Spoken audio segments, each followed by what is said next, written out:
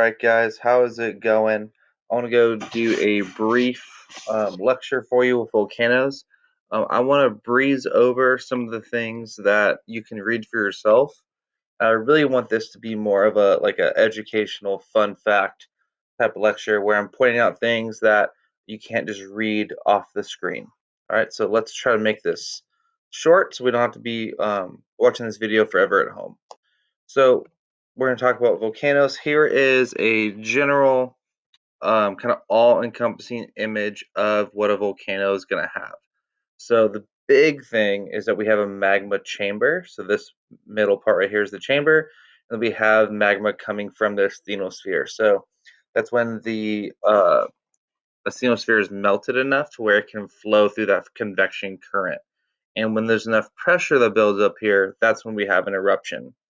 We have an eruption column. We have the cloud with, debris, sulfur, smoke, just kind of everything all encompassing. And then we have a lava flowing down the cone of the volcano. Big thing is we have the lava bomb, so that's like chunks of lava that didn't fully melt. That through the pressurized cannon, pretty much through that column, it can be dropped. So pretty dangerous. You definitely don't want to be around a volcano when it's erupting, and even anywhere downhill from the volcano, that lava flow it can be devastating. There was volcanoes in Hawaii a couple years ago with just constant flow of lava, just devastating communities. But even if you are not directly next to the volcano, that flow can definitely devastate a pretty wide area depending on the type of volcano and the location. So what is a volcano? So a volcano is just an opening in the Earth's crust through which that molten rock, gases, and ash can go through. So the volcano is going to be the delivery mechanism, but all the really dangerous stuff is going to be occurring underneath the surface. So the magma buildup, the pressure buildup, all that's going to be occurring underneath the surface. So this is the landform that develops around the opening. Okay, so the opening is developed through lots of different ways, but the biggest ways are going to be at those plate boundaries, or very close to those plate boundaries. And I'll point that out to you in just a little bit. So what is a volcano? It's the opening of which the molten rock, gases, and ash can erupt. So, why volcanoes form? So, volcano eruptions can occur when magma rises to the surface. That happens when that asthenosphere melts enough. So, those subduction zones we talked about in the previous slide, where we have the crust dipping down like that, when we have enough of that being melted, it creates more pressure. Okay, so the liquid or liquefied magma expands, and that's going to pressurize that column, that chamber. If it was solid, there wouldn't be any expansion, but since there's liquid, there's expansion there. Hot liquid, just like in a thermometer, will expand and rise.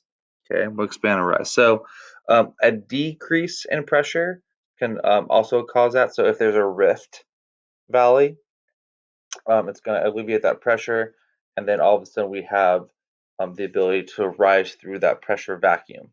Increase in temperature, again, I just mentioned that when there's increase in temperature, liquids expand, and if it's a confined area, then it's going to rise through the column chamber. An increase in the amount of water in the asthenosphere. So we talk about those plate subduction zones with oceanic and continental crusts, and we are actually going to talk about that quite a bit in this lecture slide. If you think about the volcano ranges in Washington and in Oregon, we talk about Mount St. Helens, Mount Rainier, Mount Hood. That is all occurring at a divergent and a convergent plate boundary, and I'll explain that in just a second. So most volcanoes occur at convergent plate boundaries that have subduction or divergent boundaries. And those divergent boundaries, again, go like that, and then it's going to create space for that magma to fill. Convergent is going to have a subduction, where we're going to have the melting of the crust, creating the volcano and the magma flow. And then at a hotspot's where the crust can be a little thinner. So that would be where the magma can flow because it has to just go through a little bit of crust, not a whole ton of crust. So let's look at divergent plate boundaries. Okay, so we have the Mid-Atlantic Ridge right here. This is with the North American plate and the Eurasian plate. So we see that we have spreading happening right here. And when we have that spreading, we have a decrease in pressure, and then we have magma coming in to flow and fill that void. We call that a fissure volcano.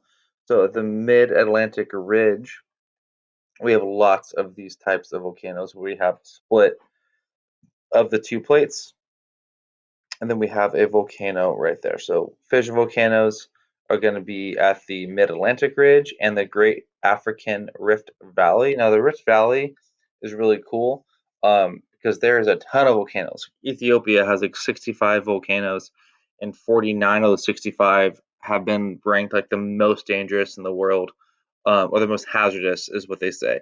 So the more likely to erupt. So there's a lot of magma flow happening there. We see that there's a huge stream of lava and all those vents. All right, so pretty devastating stuff when you consider that there can be a ton of volcanoes in a very small area. If you just think about like our local area, we have Madonna, Bishops, The Rock, Isla Hill. Okay, all those were once volcanoes. So we had a really tight network of volcanoes just in Slough as well, but now they are just dormant and they're mountains. Well, but they're mostly hills. I wouldn't go as far as calling those mountains. Okay, so here is a really interesting part, and I visited both Mount Hood and Mount St. Helens, Portland, Washington. I really like going there.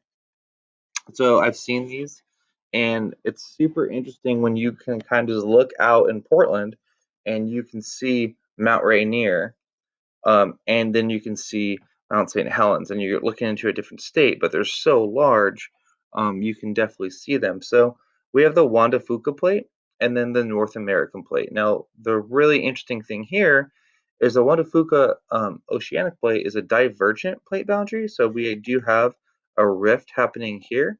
But since we have C4 spreading, it's actually pushing the Juan de Fuca plate underneath here. So we have a divergent plate, which in turn, since they're so close to each other, is causing this to be a convergent plate boundary.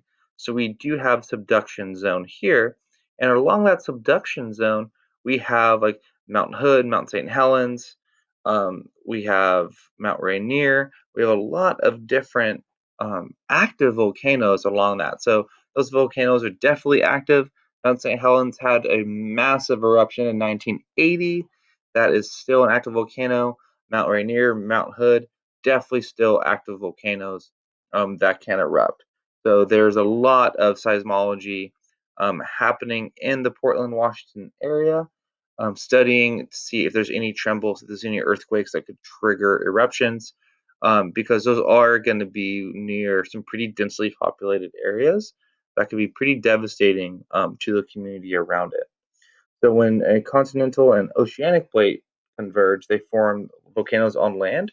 And again, that's going to allow that oceanic plate to have more water in there, which is one of the reasons for a eruption was. Okay, and the denser oceanic crust is going to be pushed lower. So this slide right here is going to be a really good one um, for a test or a quiz on Friday. Okay, talking about these three things, what's happening at a volcano at a convergent boundary. So this is definitely a slide that I would bookmark and make sure that you can kind of go back to.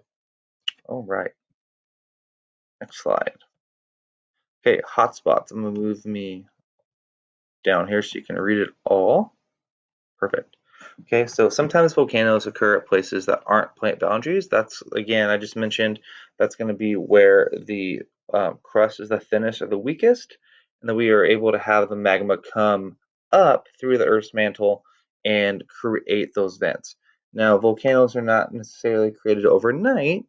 If we have magma eruptions constantly, it's going to build up on each other, and that's when we're going to form that cone. So we do have different types of volcanoes based off how they're formed. Okay, so the volcanoes that make up Hawaii, those are hotspot volcanoes. You're gonna notice that a lot of these ones flow. Okay, they flow, they flow. They're not necessarily the tallest, but they're gonna have lots of magma because they're in that hot spot where the crust is melting in the asthenosphere and it's building up. So lots of flow happening in the Hawaii volcanoes. And I know a lot of you have been to Hawaii and you've flown over those volcanoes. So those are occurring at a hot spot, not at a plate boundary. The oceanic crust there is actually pretty thin.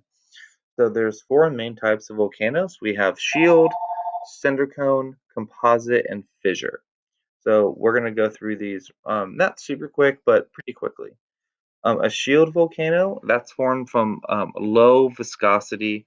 So when we talk about viscous, we talk about thickness. So a low viscosity is going to be a thinner lava, really quick flowing. Still not thin, it's not water, but it's a thinner lava, going to really allow it to flow pretty dramatically. These generally have the quiet eruption, so these generally are going to be the ones that kind of ooze the lava and drip down. So we look at, Mauna Loa, Mauna Loa, excuse me, in Hawaii, that had a recent eruption. That is going to be just a really long eruption. It's not going to be an explosive one. Just because we say quiet doesn't mean it's going to be harmless. It can definitely have a pretty devastating effect on the local area. So a shield volcano, just like Montalloa. Okay? We have lava flow happening right there. We have the central vent, and we see that we have a pretty large magma reservoir. So cinder cone is when molten lava is thrown from a vent as it falls and breaks into fragments called ash or tephra that harden before hitting the ground. So what that is going to be.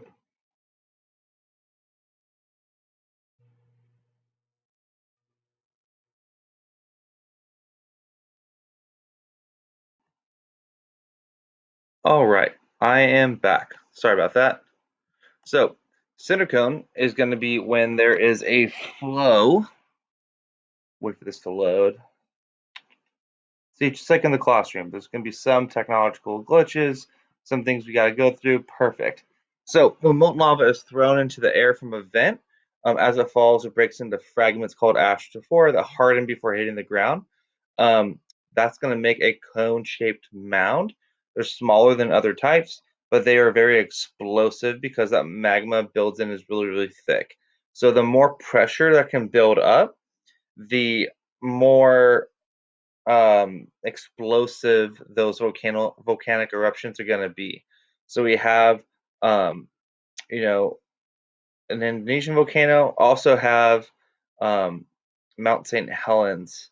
Okay, super explosive, literally blew its top um, in Washington. Definitely take a look at Mount St. Helens on Google or YouTube. There is pretty amazing video because that just happened in 1980. So technology was pretty decent in the 80s, not like it is now, but they're able to track it pretty well. So the composite or stratovolcanoes, those are going to be the most explosive, okay, for the most part as well. So the layers that build up, so this happens by layers and layers and layers, so multiple eruptions. And when you have more and more eruptions that are quieter, it's going to build that magma storage, which is going to make it thick, thick, thick, thick, thick. And that's going to produce a lot of pressure there. So that's the most common type of volcano. It's going to have layers of the ash and tephra lava, and it's going to have a medium color of magma. So we look at, Mount Tipunabo in the Philippines. Okay, literally, just look at all of that plume happening there. In a fissure volcano, we have long cracks, and that's going to be where those plates are pulled apart. So if plates are being pulled apart, what type of boundary is that? Boom, divergent, 100% correct.